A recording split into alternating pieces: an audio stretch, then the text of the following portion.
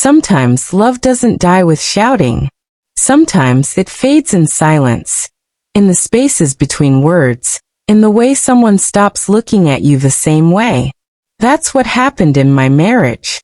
It wasn't one big explosion. It was slow erosion, like sand slipping through my fingers while everyone around me insisted the beach was still there. People said I made him sick, that my words, my choices, my presence broke him.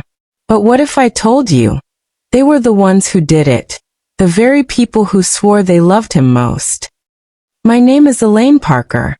I'm 44 years old, and this is the story of how my husband's family blamed me for his breakdown, until I discovered the cruel truth behind his pain.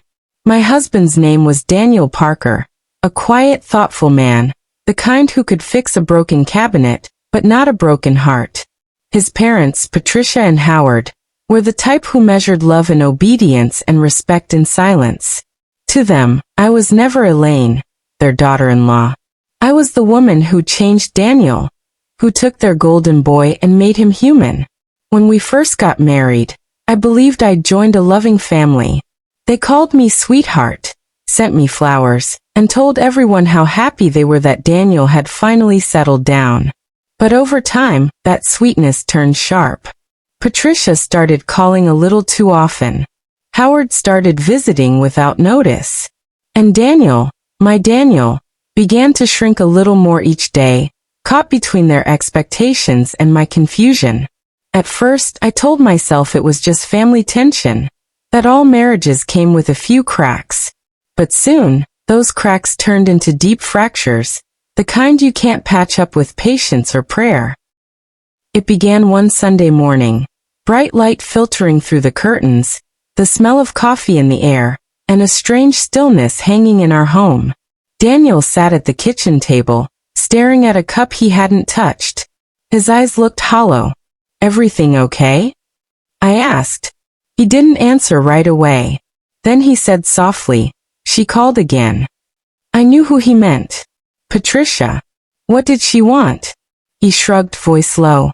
She said she's worried about me, that I sound off lately. Off? I frowned. Off how? He hesitated, then looked up at me, almost afraid to speak. She said you've been controlling, that you're isolating me. The words hit me like a knife. She said that. He nodded slowly. She's just worried, Elaine. You know how she is. I laughed, not out of humor, but disbelief. Worried? Daniel, your mother doesn't worry. She manipulates. You know that. He didn't respond, just stared down at his coffee, as if somewhere deep inside he wasn't sure anymore. That was the first time I felt it, the quiet distance, the beginning of something invisible yet undeniable. Days turned into weeks. Daniel stopped laughing at my jokes. He stopped joining me for evening walks. Some nights he'd stay out late, saying he needed time to think. And every time I asked what was wrong, he'd whisper, "It's not you, it's just everything." But I knew better. I knew Patricia's voice was echoing somewhere in the back of his mind, planting doubt like seeds that would soon grow into vines I couldn't pull out. One evening, I was cleaning the living room when I found a folded letter tucked inside a drawer. Daniel's name was written on it, in Patricia's neat floral handwriting. I shouldn't have read it, but I did. Daniel, I'm worried about you. She's changing you, and I don't think she has your best interests at heart. You sound confused, like you're walking on eggshells in your own home. Please remember, you always have a home here. Love, Mom. I must have read it 5 times before my hands started shaking. That's when I realized, this wasn't just about tension or misunderstanding. This was sabotage. Patricia wasn't just meddling. She was rewriting our story, turning Daniel's doubts into weapons, and me into the villain. That night, I sat on our bed long after Daniel fell asleep, staring at the ceiling. I wanted to scream, to wake him up and show him the letter, demand answers, demand loyalty. But instead I just whispered, "You're slipping away from me." And I swear, I felt the silence answer back. Because what I didn't know then was that this was only the beginning.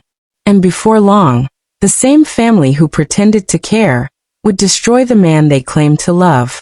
There's a kind of silence that doesn't come from peace. It comes from fear. That's what my home had become. Quiet. Too quiet. The kind where even laughter felt out of place, where every word I spoke was weighed, judged, and quietly carried back to someone else. I started noticing small things, little details that didn't fit. Like how Daniel's phone would light up late at night, and he'd quickly turn it face down. Or how he'd pause mid-conversation, as if remembering something his mother might not approve of. At first, I tried to tell myself it was nothing, that stress was making me paranoid. But then one afternoon, everything changed. It was a Thursday, one of those heavy, humid days where the air itself feels tired. I was heading out for groceries when Daniel's phone buzzed on the counter. Normally, I'd never snoop. But this time, something in me froze. The screen flashed a message. Patricia, don't forget to write things down, in case she twists it later. I stood there, heart pounding. My hands felt cold, even in that warm kitchen. What was she talking about? What things? When Daniel walked in moments later, I tried to act normal, but my voice betrayed me. Daniel, why is your mom texting you like you're in a court case against me? He looked startled, then defensive. Elaine, that's private. Private. I snapped. She's telling you to write things down about me. He sighed, tired, frustrated. She just wants me to keep track of things, for my therapist. Therapist? That was the first I'd heard of that. He told me then, or at least what he wanted me to know, that he'd been feeling low, that his parents thought therapy might help, and that they'd found someone for him to talk to. It sounded reasonable, until I realized they'd set it up without telling me.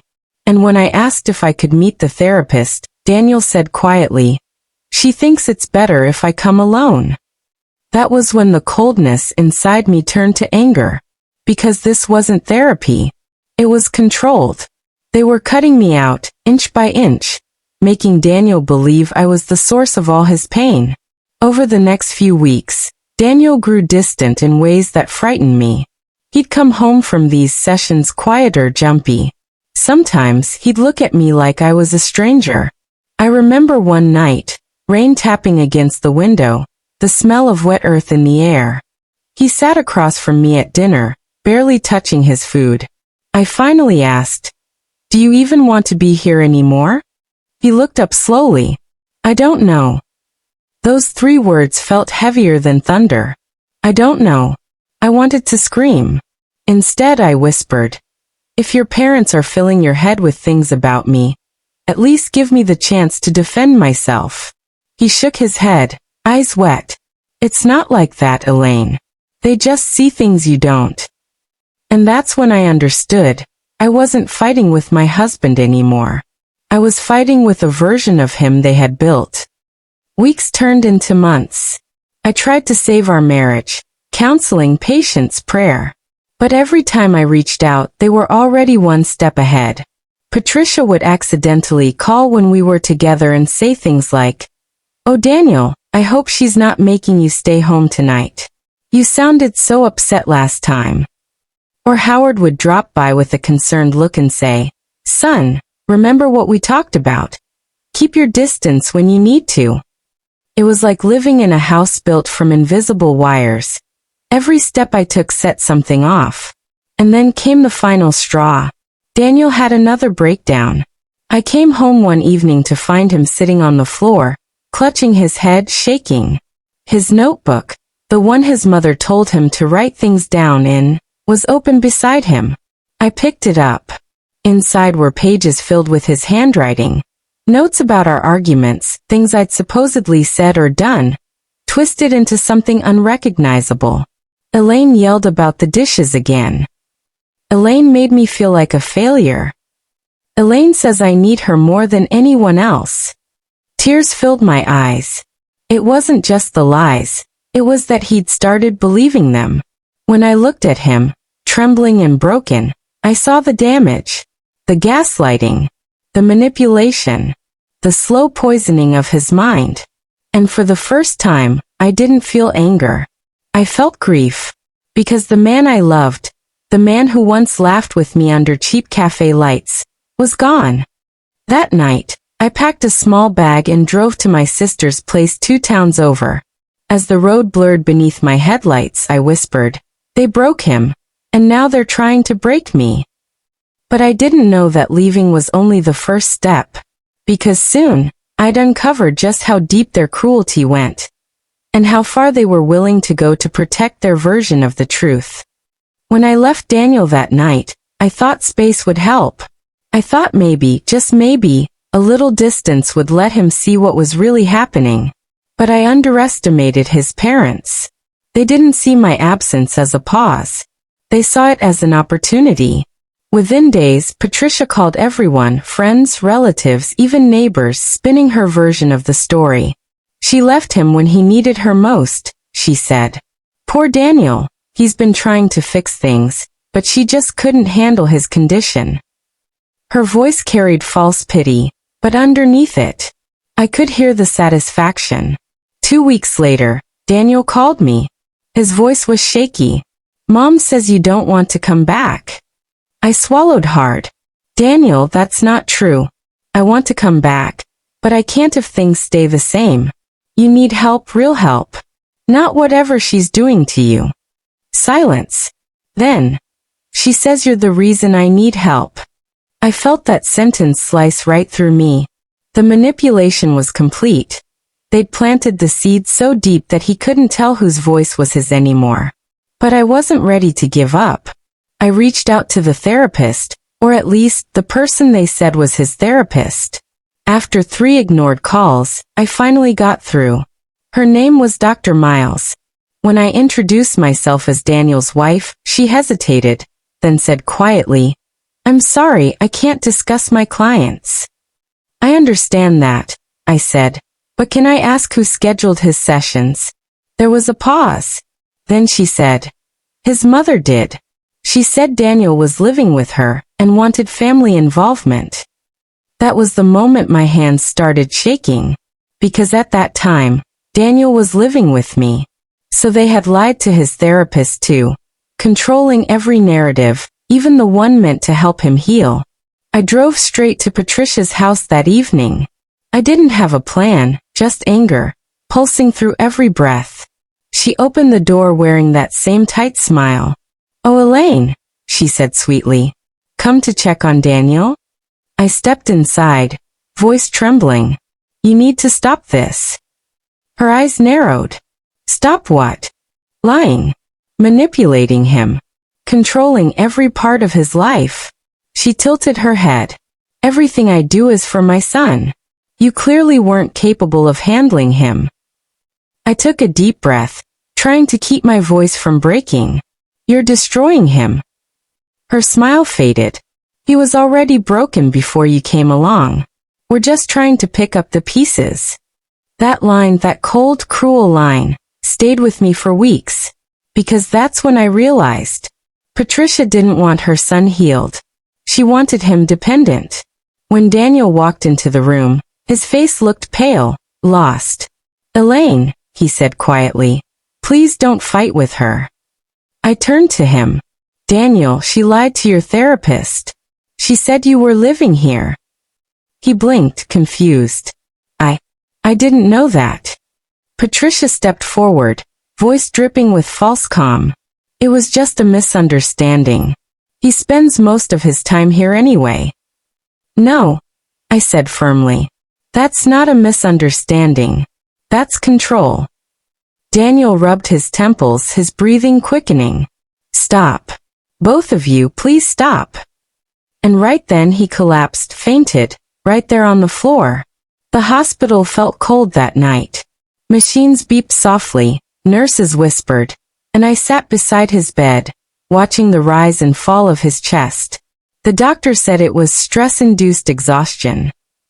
When his parents arrived, Patricia gave me that look again, the one that said, "This is your fault. Howard didn't even greet me. He just said, "If you truly cared, you'd let us handle this now." And for the first time I didn't argue. I just looked at Daniel, and I realized, maybe letting go wasn't giving up. Maybe it was the only way to save myself. And maybe someday, it would save him too. When I went home that night, I sat in the dark and opened my laptop. I started typing, everything I'd seen, everything I'd lived through. It wasn't a plan for revenge. It was documentation. Proof. Truth. My voice finally unfiltered. I joined an online support group for partners of people dealing with family manipulation. Reading their stories felt like reading my own reflection. I wasn't alone. For the first time in months, I slept, not peacefully, but with a little less weight on my chest. Because I knew this wasn't the end. It was the beginning of my own healing. And the first chapter of reclaiming the voice they tried to silence. In the days after Daniel's collapse, I moved like a ghost through my own house. Every sound felt amplified. The hum of the refrigerator, the ticking of the clock, even the whisper of wind against the windows. For the first time, silence didn't feel peaceful. It felt accusing. I tried calling Daniel once, maybe twice, but his mother always answered. "He's resting," she'd say curtly and hang up. No chance for a goodbye. No chance for closure. But I knew one thing with certainty. I wasn't going to let their lies define my truth. That week, I began gathering everything, old messages, emails, medical notes, even receipts from the therapist's office. Each document felt like a piece of a puzzle I hadn't realized existed until now. I noticed patterns. Appointments rescheduled without Daniel's knowledge, medication dosages changed by his parents, not his doctor. It was all there. Quiet manipulation written in ink and timestamps. I wasn't sure what I was going to do with it yet. But something in me, something stronger than the grief, whispered that I needed to make sure no one else could ever be trapped like this. I met with a counselor, my own this time. Her name was Grace. She was gentle, patient, and didn't treat me like I was losing my mind. After listening to my story, she said something that changed everything. "Elaine, they've isolated him. And now they're trying to isolate you. That's how control works. But you can break the pattern by stepping outside their game." Her words stayed with me. Break the pattern. That night, I sat down and wrote Daniel a letter. Not to accuse. Not to beg. But to tell him the truth as I saw it. One last time, without his mother's voice in the background. "Daniel," I wrote, "I love you, but I can't fight a war that was never mine to begin with. Your parents may call this love, but love doesn't cage people, it frees them. If you ever want to find yourself again, I'll be here. But I can't be your shield anymore." I left the letter at his family's doorstep. Then I walked away without looking back. For weeks, I threw myself into healing. I started therapy sessions twice a week. I began volunteering at a women's community center, listening to other women tell their stories of emotional control and betrayal. Each story cracked open something inside me. Pain, empathy, but also strength. It's strange how you can lose yourself so completely in someone else's shadow, and yet somehow, find your way back through the light of others who've been there too. One afternoon as I was leaving the center, I saw an email from a name I didn't expect, Dr. Miles. She'd written, "Elaine, I wanted to let you know that I reviewed Daniel's records. You were right.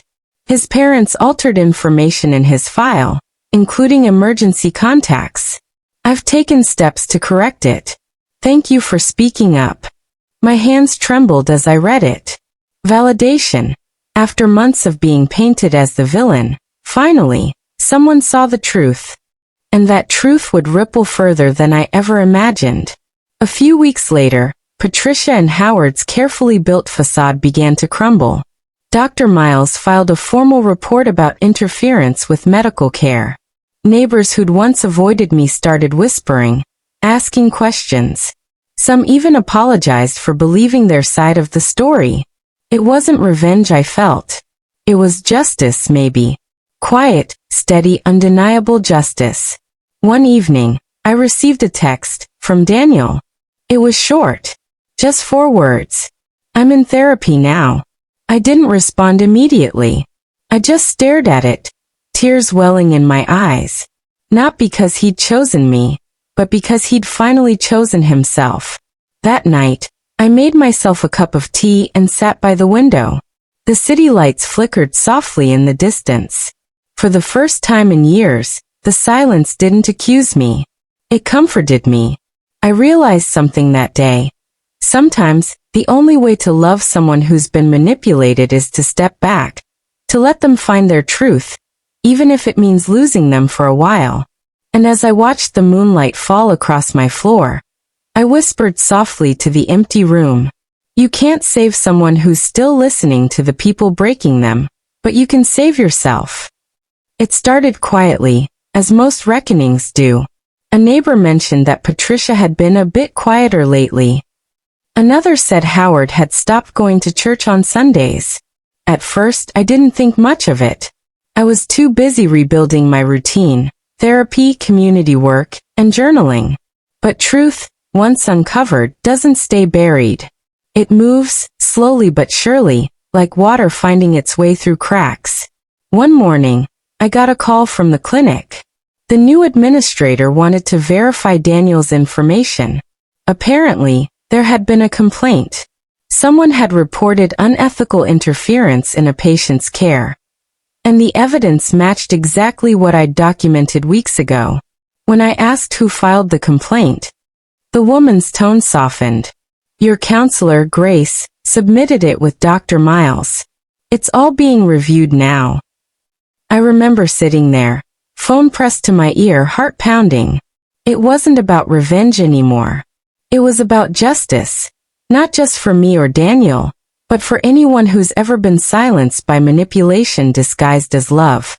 Word spread fast in their neighborhood. People began whispering.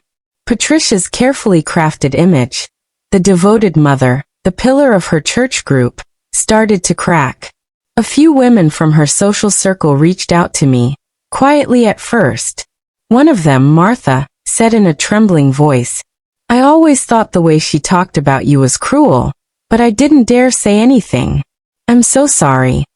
I didn't know whether to cry or thank her. So I just said, it's okay. You're seeing it now. That's what matters. Daniel's father, Howard, was the first to break the silence publicly. He called me one evening, his voice low, fragile. I didn't know how far she went, Elaine. I thought she was helping him. He paused, and I could hear the weight of shame in his breath. She's been controlling him since he was a boy, he said. And I let it happen.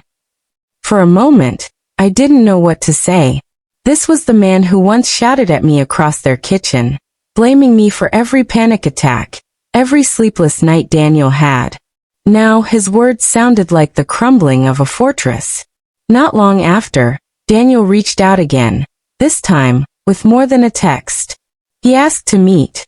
We sat in a quiet cafe near the lake, far from his parents' home. He looked thinner, older. His hands shook slightly when he reached for his coffee cup. I know now, he said quietly. I know what they did. How they made me believe you were the problem. He looked at me then, eyes full of regret and clarity all at once. I'm so sorry, Elaine. You didn't deserve that. For a long time, I couldn't speak. Not because I was angry, but because I realized, at that moment, that he was finally free. We didn't get back together. That's not how healing works. But we forgave each other. And that forgiveness became the line between who we were and who we were finally becoming. I told him about the women at the community center. How I'd started helping others recognize emotional control in relationships. He smiled faintly and said, You're doing what they never could. You're helping people heal without breaking them. It was the kindest thing he'd ever said to me. When the investigation concluded, Patricia received a formal warning from the medical board for interference. Her church circle distanced themselves. Even Howard moved out for a time. It wasn't some grand public downfall. No headlines, no spectacle. Just the slow erosion of her power. And in that quiet justice, I found peace. Months later, I was invited to speak at a local women's group. The topic, emotional manipulation within families. Standing there, sharing my story, I realized how many faces in the crowd nodded through tears. How many women had been told they were crazy, too sensitive, or the problem. It hit me then, my story wasn't rare. It was just rarely spoken aloud. After the talk, a young woman approached me. Her eyes were red, but her smile was soft. "Thank you," she said. "You said what I've been too scared to admit." I held her hand and whispered, "You're not alone. None of us are."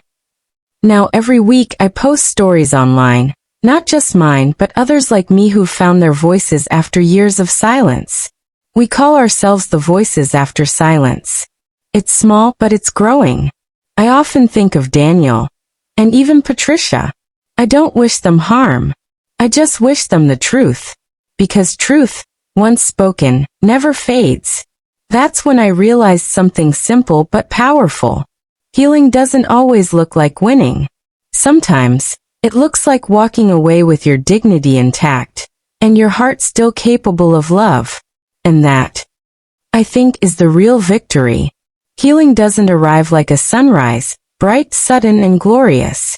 It comes like a flicker through closed curtains, soft and uncertain, reminding you that morning exists, even if you're not ready to open your eyes yet. That's what it felt like for me.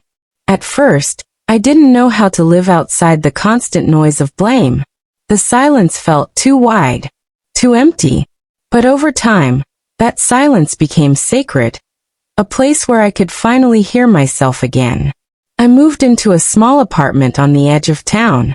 Nothing fancy, just one bedroom, white curtains, and a balcony where I could see the old oak tree sway in the wind.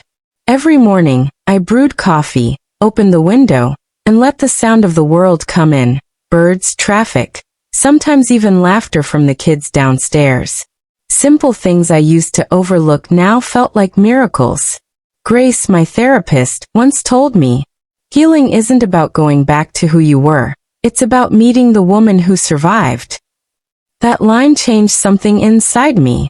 So I met her, the woman who had loved, lost, broken, and rebuilt. And she wasn't weak.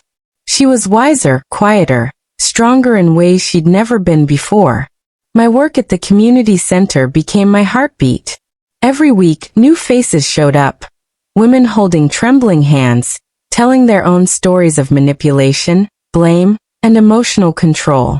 One woman, Vanessa, came after being told by her in-laws that her depression was a curse from God. When she finished speaking, the whole room was quiet. Then I said softly, "No curse could survive the kind of courage it took for you to walk through that door." She cried. We all did. And I realized that, somewhere between the tears and the talking, I had finally become what I needed years ago. Someone who believed her. Daniel called sometimes, not often, but enough to know he was still trying to build a better life too. He was in therapy, working through the guilt and damage of his upbringing. Once he told me, "I used to think strength meant keeping quiet.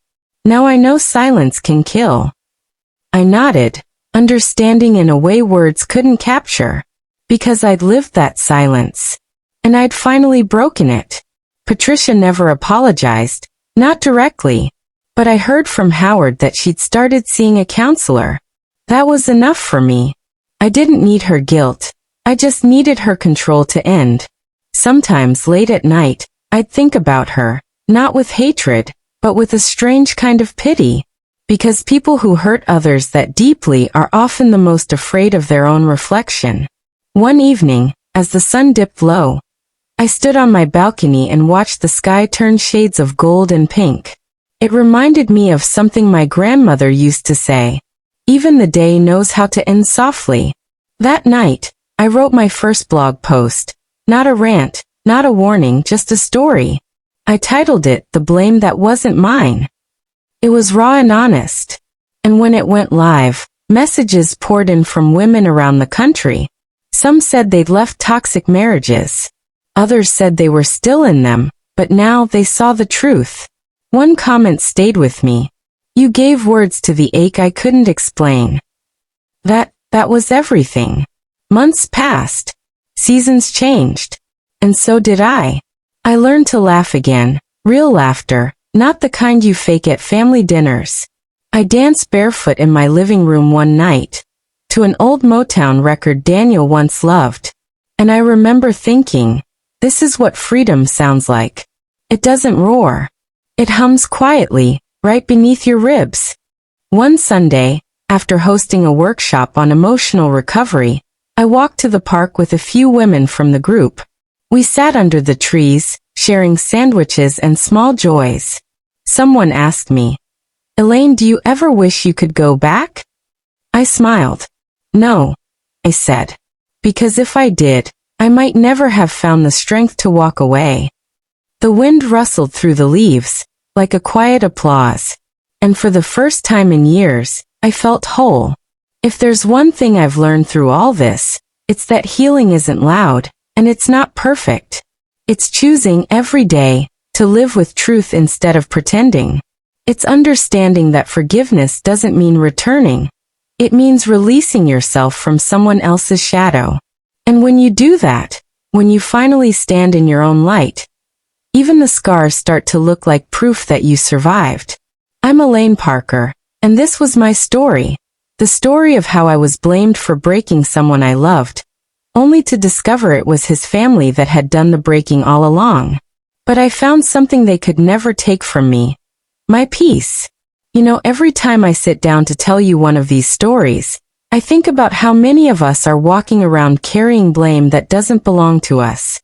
We bend ourselves into shapes to keep peace, to protect love, to hold families together. And sometimes the people we do it for are the ones quietly pulling us apart. Elaine's story isn't just about betrayal. It's about awakening. About realizing that love isn't supposed to make you shrink. It's supposed to help you grow. There's a kind of peace that comes when you stop begging to be understood and start understanding yourself. When you stop asking, why did they do this to me? And start saying, what am I going to do with what's left? Because what's left is strength. What's left is you. And that's enough to start over. So tonight, if you're listening to this with a heavy heart, wondering if you'll ever feel light again, which city are you listening from? Tell me in the comments. I hope that after every story, your heart feels a little lighter. If my story touched your heart, don't forget to like and share.